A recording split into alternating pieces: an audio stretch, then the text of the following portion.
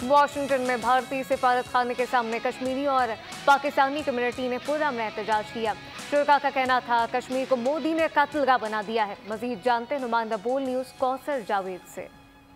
Washington DC में Indian embassy के बाहर मौजूद है, जहां अब कसीर तादाद में कश्मीरी पाकिस्तानी कश्मीरियों के साथ यकजहती के लिए पुरअमन मुजाहरा कर रहे हैं। आइए बात करते हैं मुजाहिरीन से, उनका क्या कहना है।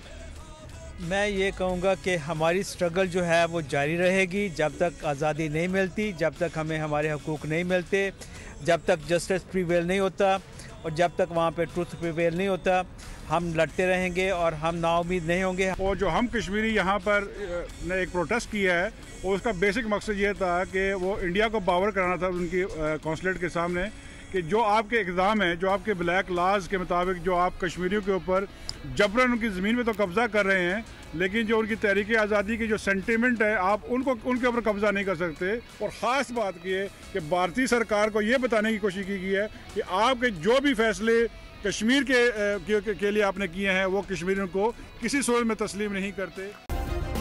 सब्सक्राइब करें और बेल दबाएं ताकि कोई खबर रह न जाए।